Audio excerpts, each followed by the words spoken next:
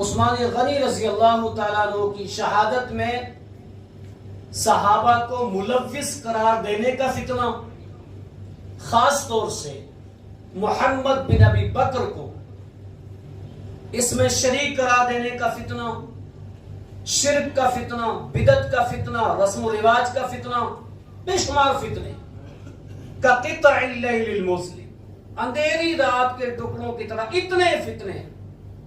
آؤ ایک کام کر لو، ان فتنوں کے آنے سے پہلے ہماری صالحہ کر لو۔ اس قدر فتنے کہ یصبح الرجل مؤمنا، ایک بندہ صبح کرے گا تو ایمان کی حالت میں مومن، ویمسی کافرا، شام میں کافر، شام میں مومن تو صبح کافر، یبیع دینہ بعرض من الدنیا، معمولی ساز و سامان کی خاطر، عزت کی خاطر، پیسے کی خاطر، عہدے کی خاطر، نہ جانے کون سی چیزیں سامنے لا کر کے اپنے دین کو بیچ ڈالے۔ وہ فتنہ پرور دور آج چل رہا ہے، اور آنے والا دور اس سے بھی کہیں زیادہ خطرناک ہے۔ لہذا ایسے ادوار کے اندر، ایسے دور کے اندر ایک مسلمان کی کیا ذمہ داری بنتی ہے، ایک مومن کی کیا ذمہ داری بنتی ہے؟ آئیے ایک حدیث سے سنیے۔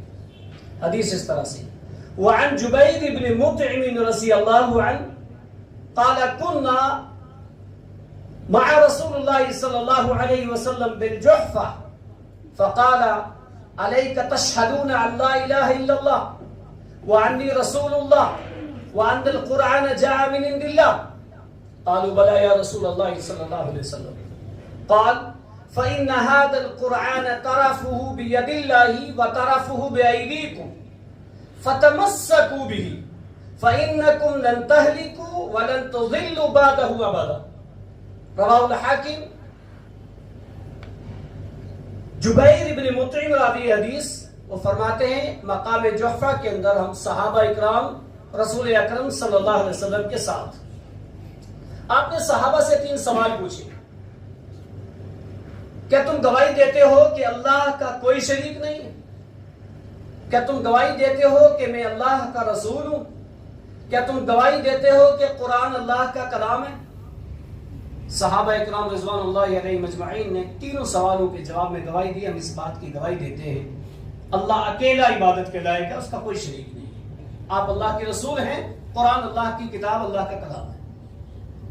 اللہ کے نبی صلی اللہ علیہ وسلم نے ایک بات کہی، ایسی بات ہے تو پھر سنو، فَإِنَّ هَذَا الْقُرْآنَ، یہ قرآن، یہ کتاب ایسی کتاب ہے کہ جس کا ایک سرا تو اللہ کے پاس اور دوسرا تمہارے پاس، طرفہ بید اللہ، یہ بالکل بعینہ جس طرح تمہارے پاس ہے نا لوح محفوظ میں ایسے ہی موجود ہے،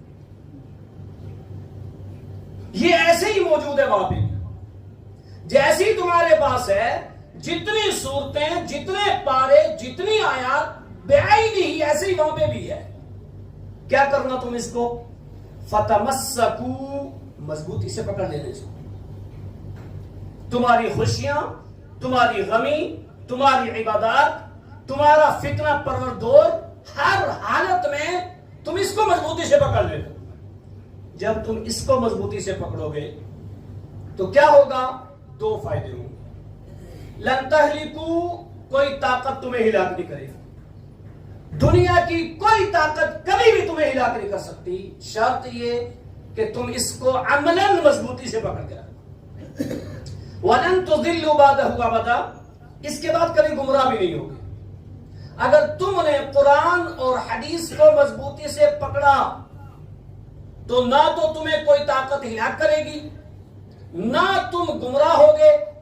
جتنے بھی فتنے آئیں گے، تم فتنوں کے دور میں قرآن و حدیث کو مضبوطی سے پکڑے ہوئے ہوگے تو اس فتنے کا رد عمل تمہارے پاس موجود ہوگا۔ اس فتنے کا جواب کیسے دیا جائے، اس فتنے سے کیسے بچا جائے، کیسے دفاع رسول کیا جائے، کیسے دفاع ام عائشہ کیا جائے، کیسے دفاع صحابہ کیا جائے، کیسے دفاع اسلام کیا جائے، تمہارے پاس پروسپیکٹس موجود، سلیبس موجود، قرآن اور حدیث موجود۔ تم نے اگر مضبوطی سے پکڑا ہوا ہوگا کچھ نہیں ہو سکتا۔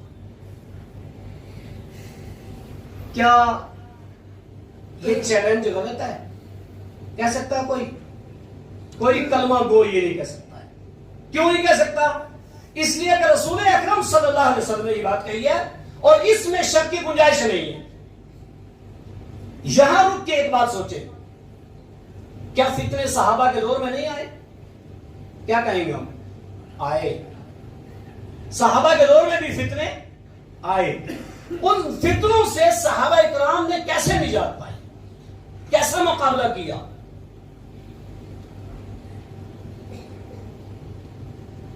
بے شمار مقابلے ہوئے. تاریخ گواہ ہے. کیا کبھی کسی بھی واقعے میں، کسی بھی غزوے میں، کسی بھی موقع پہ کوئی قوم صحابہ پہ حاوی ہوئی؟ نہیں. گمراہ ہوئے نعوذ باللہ من ذالک؟ نہیں. فتنے آئے، ان فتنوں سے نجات پائی. کیوں؟ اس لیے کہ مضبوطی سے قرآن حدیث کو پکڑا ہوا تھا. ہم غزوہ بدر سے لے کر فتح مکہ کی تاریخ پڑھ لیں یا دور خلیفہ ابو بکر کی خلافت پڑھ لیں، عمر فاروق کی دیکھ لیں، عثمان غنی کی دیکھ لیں، حضرت علی کی دیکھ لیں، امیر معاویہ کی دیکھ لیں، وہ خیر القرون دور دیکھ لیں، کامیابی ملی ہوئی ہے. کیوں؟ اس لیے کہ جو بنیاد تھی، جو مین چیز تھی، وہ ان کے پاس موجود تھی. ہمارے پاس آج وہی نہیں. نہ ہم نے قرآن مجید کو، نہ گائیڈ قرآن کو، حدیث کو عملاً سمجھا، عملاً اپنی زندگیوں میں اپنایا. تو آج نتیجہ یہ کہ بے شمار لوگ ایسے فتنوں میں مسلمان ہونے کے بعد بھی شریک، مسلمان ہونے کے بعد بھی. کیوں؟ اس لیے کہ ہمارے پاس اس کا سلوشن نہیں ہے، عملی طور پہ نہیں ہے. اور جن لوگوں کے پاس عملی طور پہ تھا وہ کبھی بھی ناکام بھی نہیں ہوئے، گمراہ بھی نہیں ہوئے، اور فتنوں کا مقابلہ انہوں نے کیا اور اللہ نے ان کو کامیابی بھی دی.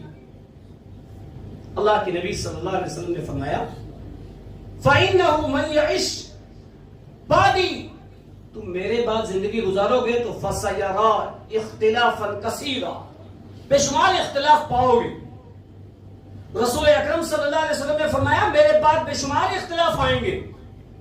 وہ دور تھا کہ اللہ کے نبی نے کہا میرے صحابہ میں تمہارے لیے امان ہوں، جب میں چلا جاؤں گا تو تمہارے اوپر وہ چیزیں آئیں گی جو تم سے وعدہ کیا گیا ہے، اور میرے صحابہ میری امت کے لیے امان ہے.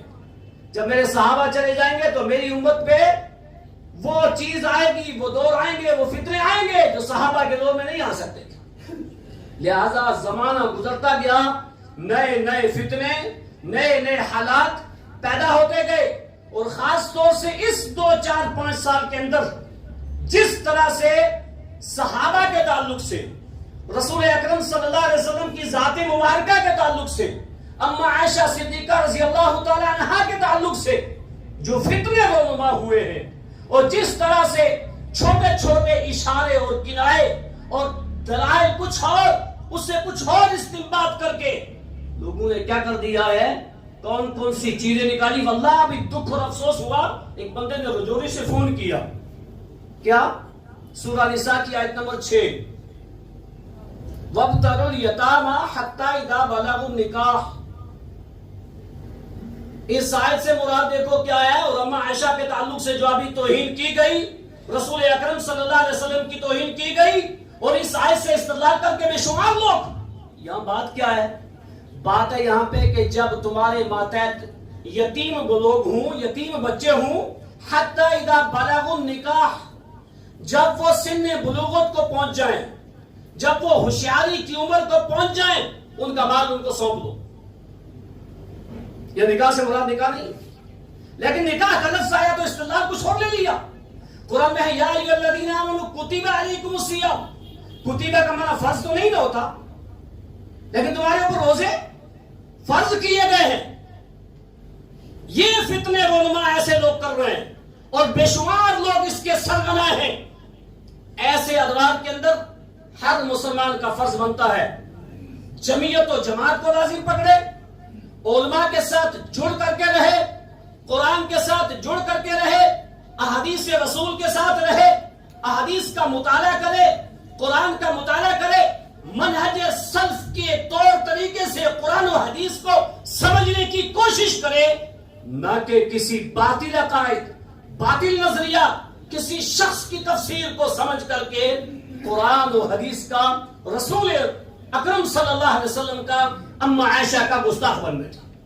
تو اللہ کے نبی نے فرمایا کہ میرے بعد تمہارے پاس بے شمار اختلاف آئیں گے، تمہیں کرنا کیا ہے؟ تمہیں اپنی سوچ، اپنی فکر، اپنا منہج، کسی اور کا منہج، کسی اور کا طور طریقہ نہیں، تمہیں کیا کرنا ہے؟ علیکم سنتی و سنت الخلفاء الراشدین المہدیین۔ ایسے ادوار کے اندر، ایسے فتنوں کے حالات کے اندر تمہارے لیے ضروری ہے کہ تم میری سنت کو لازم پکڑو، میرے طور طریقے کو لازم پکڑو، اور میرے صحابہ اکرام جو کامل ہدایت والے، مکمل تقوی والے، گہرے علم والے، جن کو اولئک حزب اللہ کہا، جن کو رضی اللہ عنہ کہا، آپ ان کے طور طریقوں سے جڑو گے تو کیا ہوگا؟ آپ بچو گے۔ اس سے ادھر ادھر کچھ چیزیں ہوگی، دین میں نئی چیزیں ایجاد کرو گے تو وہ گمراہی ہے، اور گمراہی انسان کو جہنم کی طرف لے کر کے جانے والی ہے۔ یہ بات ازہر بن شمس ہے کہ جس نے صحابہ کی گستاخی کی، مومنوں کی ماؤں کی گستاخی کی، انبیاء کی گستاخی کی، رسول اکرم صلی اللہ علیہ وسلم کی گستاخی کی، گستاخی کر کے اس کی مثال یوں ہے، چاند پہ کوئی تھوکے تو تھوک چاند پہ نہیں جاتا ہے، واپس اس کے منہ پہ گرے گا۔ یہ وہ مقدس ذات ہے کہ جن کو اللہ نے رسالت کے لیے چنا ہے، جن کو نبی کی بیویوں کے لیے منتخب کیا ہے، جن کو نبی کے وزراء اور ساتھیوں کے لیے منتخب کیا ہے۔ عالم ارواح میں ساری روحیں موجود تھیں۔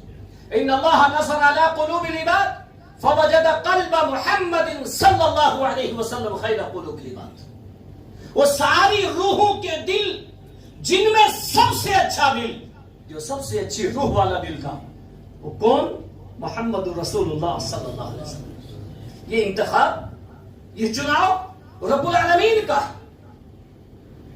اور پھر رسول اللہ کے ساتھیوں کو اللہ نے منتخب کیا ہے۔ اس لیے ہر مسلمان کا فرض بنتا ہے کہ وہ رسول اکرم صلی اللہ علیہ وسلم کی ذات مبارکہ کو اپنی جان سے زیادہ عزیز مانے، اپنے آپ سے زیادہ پیارا سمجھے، اور سچی محبت رسول اکرم صلی اللہ علیہ وسلم سے کرے، اور جب بھی ایسا دور آئے رسول اکرم صلی اللہ علیہ وسلم کے ساتھ سچی محبت کا اظہار کیسے ہو؟ عملاً ہو، آپ کی سنتوں کے ساتھ محبت ہو۔ رسول اللہ صلی اللہ علیہ وسلم کی گستاخی، سابقہ انبیاء کی گستاخی لوگوں نے کی۔ وَكَذَلِكَ جَعَلْنَا لِكُلِّ نَبِيٍّ عَدُوًّا مِنَ الْمُجْرِمِينَ۔ عَدُوًّا مِنَ الْمُجْرِمِينَ، مجرمین انبیاء کے دشمن رہے، لیکن دشمن بن کر کے شان میں کوئی کمی نہیں لا سکتے، کیونکہ ان کی شان وَرَفَعْنَا لَكَ ذِكْرَكَ وَمَا أَرْسَلْنَاكَ إِلَّا رَحْمَةً لِلْعَالَمِينَ۔ اللہ نے یہ خطاب دیا ہے، کوئی کم نہیں کر سکتا ہے۔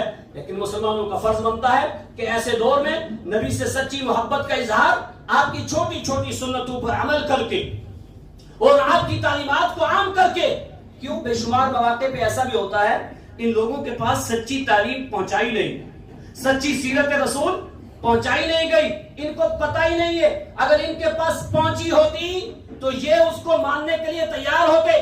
مائیکل ہارٹ جس نے 100 نامور شخصیتوں کے نام لکھے، عظیم شخصیتوں کے نام لکھے، آخر وہ بھی تو ایک عیسائی مصنف تھا، اس نے پہلا نمبر کیوں دیا؟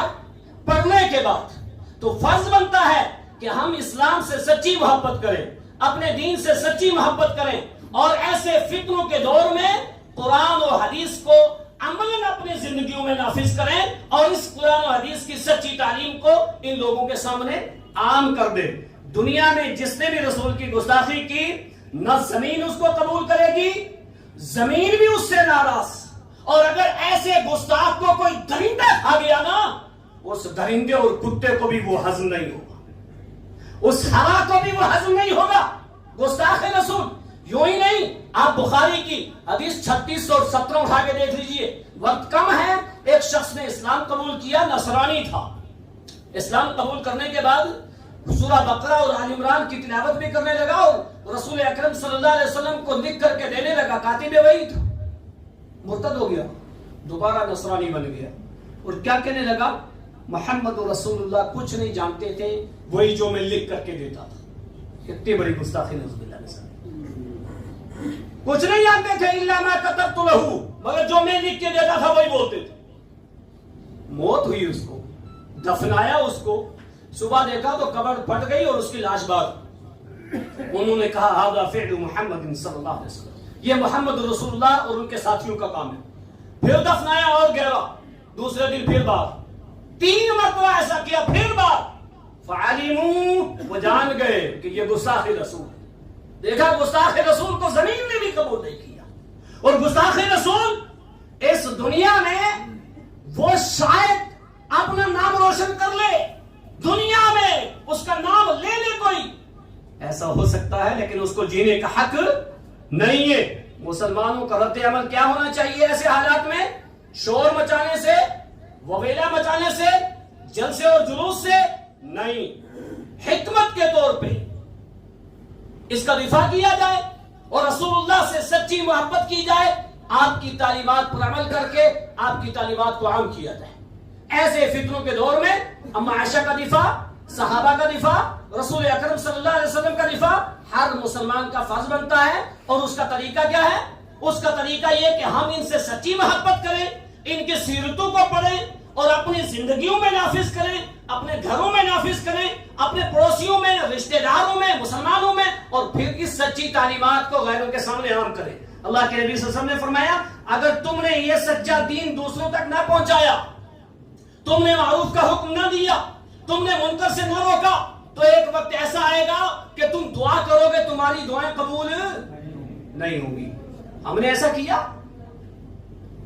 ہم خود، ہماری حالت دیکھیے کیا ہے، ہم خود 100% دین میں داخل نہیں، ہم خود اپنوں کو سچی رسول کی سچی سنتوں پر عمل پیدا کرنے کے لیے گوارا نہیں، ان کو تعلیم نہیں دیتے، دوسروں کو کوئی تعلیم نہیں دی، اس نے ایسا کر دیا تو دکھ ہوتا ہے، دکھ ہے، کیونکہ ہمیں ہمارے نبی اپنی جانوں سے زیادہ عزیز ہیں، لیکن اس کا رد عمل کہ اس تک سیرت رسول کو پہنچایا جائے، سیرت رسول کی تعلیم ان کو دی جائے تاکہ پتہ چلے کیا ہے۔ وقت نہیں ہے، اخیر میں ایک حدیث بتاتا ہوں کہ جو آج حالات چل رہے، جو قید سالی، جو بارشوں کا نہ ہونا، جو بے شمار فتنے ہونے، ان فتنوں کی ایک خاص وجہ بھی ہے۔ اس حدیث کو غور سے سننا اور یاد کر کے جانا۔ حدیث کیا ہے؟ وعن عبداللہ بن عمر رضی اللہ عنہ قال اقبل علینا رسول اللہ صلی اللہ علیہ وسلم فقال رسول اللہ صلی اللہ علیہ وسلم خمس اذا ابتلیتم بہن واعوذ باللہ ان ادرکوہن۔ اللہ کے نبی صلی اللہ علیہ وسلم عبداللہ بن عمر کہتے ہیں ایک مرتبہ آئے ہمارے پاس نکل کر کے اور کہا یا معاشر المہاجرین، اے مہاجرین کی جماعت، اے میرے مہاجر ساتھیوں، 5 چیزیں اور میں پناہ چاہتا ہوں کہ تم ان میں مبتلا ہو۔ صحابہ کے لیے پناہ چاہیے کہ تم ان میں مبتلا ہو، کیونکہ جب وہ 5 چیزیں تمہارے پاس آ جائیں گی، کسی دنیا کے کسی خطے کے لوگ کرنے لگ جائیں گے، تو پھر 5 نہیں 8-10 سزائیں اللہ کی اور اللہ کے عذاب، اللہ کی آزمائشیں تمہارے اوپر آ جائیں گی جب تم ان 5 میں مبتلا ہوگی۔ اور میں پناہ چاہتا ہوں کہ میری مہاجر ساتھیوں تم ان سے بچ جاؤ۔ کیا محبت تھی مہاجرین سے، کیا محبت تھی انصار سے۔ وہ 5 کیا ہیں؟ سنن ابن ماجہ کی حدیث نمبر 40-19 ہے۔ آپ نے فرمایا پہلی چیز کہ جب زنا عام ہو جائے، فسق و فجور عام ہو جائے، لم تظہر الفاحشۃ فی قوم قط حتی یعلنوا، جب زنا عام ہو جائے، زنا کے قریب کرنے والے حالات عام ہو جائیں، فسق و فجور عام ہو جائے گا، تو کیا ہوگا؟ الا فشا فیہم الطاعون، تمہارے اوپر طاعون کی بیماری آئے گی۔ زنا عام ہوگا تو طاعون کی بیماری آئے گی۔ کس ملک کے اندر زنا نہیں؟ الا ماشاءاللہ وہ اسلامی ممالک جہاں حدود کا ڈر ہے، جہاں حد سے لوگ ڈرتے ہیں، ورنہ کون سا ملک اور کون سے ملک کا کون سا اسٹیٹ ایسا ہے کہ جس میں زنا نہیں ہوتا؟ فرمایا جب زنا عام ہو جائے گا تو کیا ہوگا؟ تمہارے اندر طاعون آئے گی، اور طاعون ہی نہیں آئے گی، ایک چیز اور آئے گی، والاوجاع التي لم تكن مضت في اسلافهم الذين مضوا. ایسی بیماری آئے گی جو اس سے پہلے کبھی نہیں آئی. کرونا آیا اس سے پہلے نیا آیا. کیوں آیا؟ یہ حدیث بتاتی ہے، حدیث 40 سنن ماجہ کی صحیح حدیث کہ ایسی بیماری آئے گی جس کا نام بھی نہیں جانتی. زنا کتنا عام ہو گیا. اور ایک دوسری حدیث کہ جس بستی کے اندر سود اور زنا عام ہو جائے، اذا ظہر الزنا والربا فقد حلوا من عذاب اللہ، وہ بستی، وہ ملک، وہ اسٹیٹ اللہ کے عذاب کو دعوت دے چکا ہے، ان کے لیے اللہ کا عذاب حلال ہو چکا ہے. کہاں سود نہیں ہے؟ ہر انسان اپنے نفس میں جھانکے، اپنے اکاؤنٹ کو چیک کر لے، اپنی نوکریاں اور اپنی انکم ٹیکس جو کچھ ہے چیک کرے. کتنی سود کی کمائی سے پڑھائی کی ہے، پڑھایا ہے اولاد کو، ایک بنے گی وہ. سود کی کمائی سے کیا کیا ہے، زنا کتنا عام ہے. یہ دو چیزیں جب عام ہوں گی تو ایسی بیماری آئے گی جو اس سے پہلے کبھی نہیں آئی، اور طاعون بھی آئے گی. پتہ کیا چلا؟ اس فتنے سے نمٹنے کے لیے کیا کرنا ہے؟ سود سے توبہ کرنا ہے، سود سے بچنا ہے.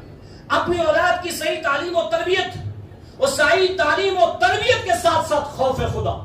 جب اللہ کا خوف آ جائے گا اولاد کے اندر، زنا جیسے جرائم سے، اور آج کی موجودہ ٹیکنالوجی جو زنا کے قریب کرنے والی موبائل کی شکل میں ہے، خوف خدا جب آئے گا تب بچیں گے. تو اپنی اولاد کی صحیح تربیت کیجئے. زنا کے جرائم سے اپنی اولاد کو خوف دلائیے، سود کے جرائم سے اپنی اولاد کو خوف دلائیے.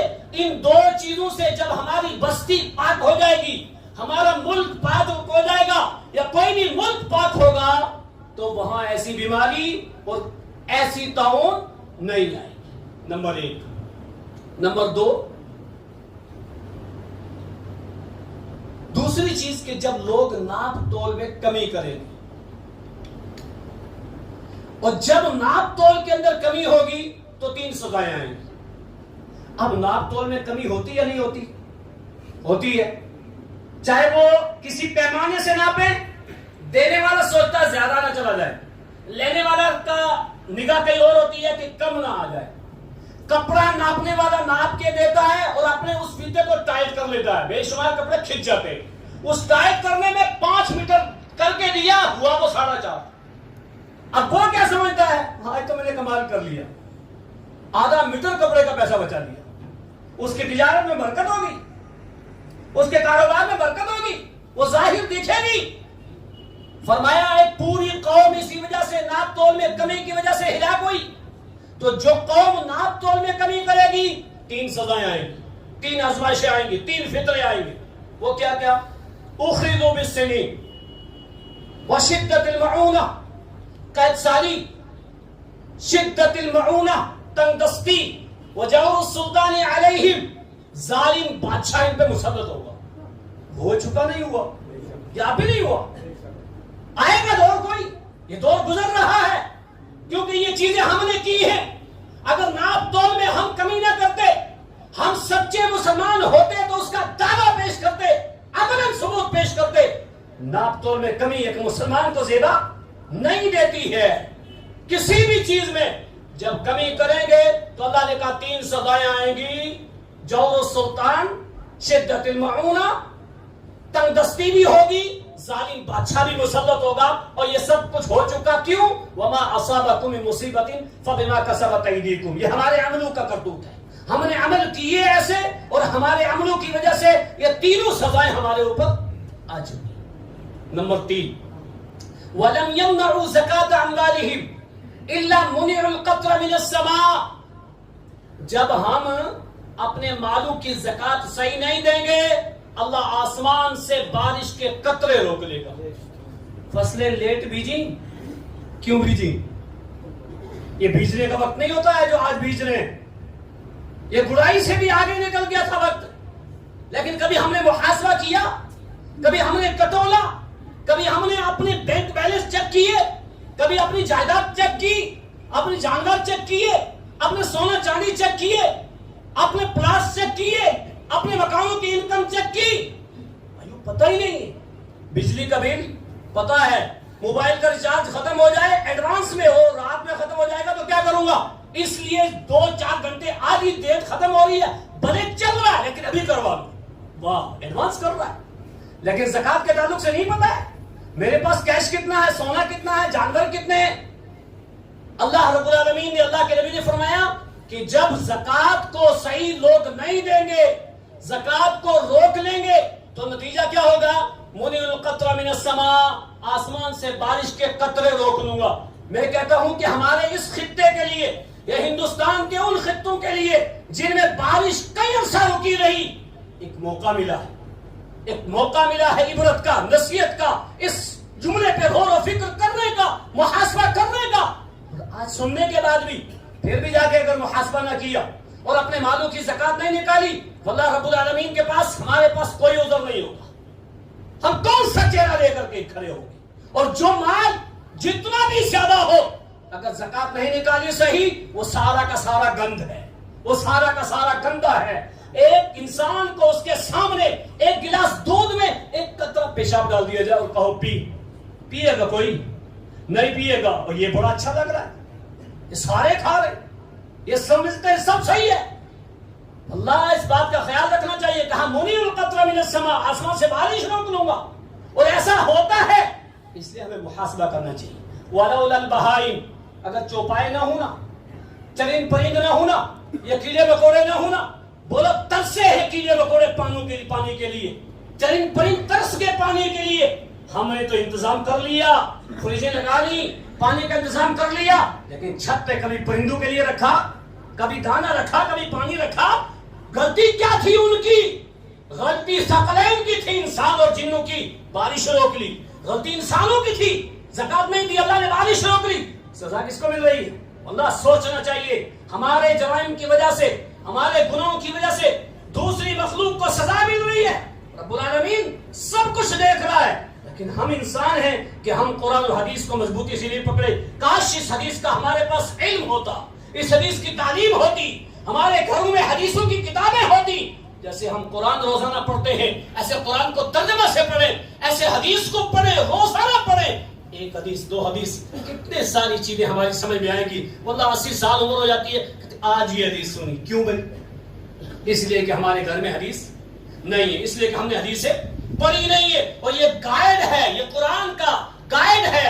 قرآن مجمل ہے، موٹی موٹی چیزیں ہیں، اور تفصیل کے ساتھ جو چیزیں ہیں وہ حدیث کے اندر ہیں. ہمارے گھروں میں حدیث کی کتابیں ہونی چاہیے. فرمایا اگر یہ چرند پرند جانور نہ ہوتے تو میں آسمان سے ایک قطرہ بھی نہ نازل کرتا. کتنی چیزیں ہوئی؟ کتنی ہوئی؟ 3. ماشاءاللہ، غور سے سننا چاہیے. چوتھی چیز، وَلَمْ يَنْقُضُوا عَهْدَ اللَّهِ وَعَهْدَ رَسُولِهِ، جب اللہ اور اس کے رسول کا عہد و پیمان لوگ توڑ دیں گے. اللہ کا اور اس کے رسول کا عہد و پیمان کیا ہے؟ لا الہ الا اللہ. ہم نے کہہ دیا کہ اللہ عبادت کے لائق صرف تو ہے، تیرا کوئی شریک نہیں. کر لیا ہے. محمد رسول اللہ، سکہ چلے گا تو صرف محمد رسول اللہ کا، طریقہ ہوگا تو صرف محمد رسول اللہ کا. عبادات میں، خوشی میں، غمی میں ہمیشہ رسول اللہ کا طریقہ ہوگا. اور پھر پورا قرآن اور حدیث ہم نے ایمان لانے کے بعد، کلمہ پڑھنے کے بعد، تلاوت کرنے کے بعد، حدیث کو حدیث سمجھ لینے کے بعد ہم نے عہد کر لیا کہ ہم اس کی خلاف ورزی نہیں کریں گے. اور پھر کرتے ہیں. تو جب کریں گے ہم یہ عہد و پیمان توڑیں گے. ایک بندہ کسی بندے سے کوئی وعدہ کر لے اور وہ وعدہ توڑ دے، ناراض ہوگا نہیں ہوگا؟ اس دن سے ملنے کے، یہ بات کرنے کے وعدہ کیا، تو نے کیوں کیا؟ آزمائے گا، دوبارہ آزمائے گا اس کو، ناراض ہوگا اس سے. اور جب مسلمان اللہ اور اس کے رسول کا عہد و پیمان توڑیں گے، اللہ کے نبی صلی اللہ علیہ وسلم نے کیا فرمایا؟ تو نتیجہ کیا ہوگا؟ الا سلط اللہ علیہم عدوا من غیرہم، پھر تمہارے اوپر تمہارے علاوہ تمہارا دشمن اللہ مسلط کرے گا. کیا نہیں کیا؟ کیا. سارے کہیں گے کیا، لیکن کیوں کیا وہ نہیں دیکھیں گے کیوں کیا. ہم نے توہین قرآن کی نہیں سمجھا، توہین رسالت کی عمل نہ کر کے نہیں سمجھا، عہد و پیمان توڑ دیا ہم نے نہیں سمجھا. ہماری خوشیاں کچھ اور طریقوں پر، غمیاں کچھ اور طریقوں پر. نہ رسول اکرم صلی اللہ علیہ وسلم کا اسوہ ہے، نہ صحابہ کا ہے، نہ قرآن میں ہے، نہ حدیث میں ہے. ہم نے تو توڑ دیا. جب توڑ دیا تو اب ہمارے اوپر یہ حالات ایسے ہوئے. الا صلت اللہ علیہم عدوا من غیرہم. پھر وہ کیا کرے گا؟ فَأُخِذُوا بَعْضَ مَا فِي أَيْدِيهِمْ. جو کچھ تمہارے ہاتھوں میں لے لے گا. لیا نہیں لے لیا؟ سب کچھ لے لیا، سب لے لیا، سب چھین لیا، ساری جانکاری لے لی، کتنی زمینیں اور کیا کیا ہے، پورا ریموٹ کنٹرول ہاتھ میں لے لیا. الا صلت اللہ علیہ وسلم. یہ ہمارے عملوں کا کرتوت ہے. ہمارا گلہ نہیں ہے دوسروں پر، اپنی نفس پر، اپنی ذات پر، اپنی قوم پر، اپنی ملت پر، اپنی مسلمانوں پر گلہ ہے کہ ہمارے عمل ایسے ہو گئے. ہم نے قرآن و حدیث کا جو عہد و پیمان اللہ سے کیا تھا، عمل کی صورت میں، ایمان کی صورت میں، تلاوت کی صورت میں، سمجھنے کی صورت میں، دوسروں کو پہنچانے کی صورت میں، 5 آیتیں قرآن و حدیث کی.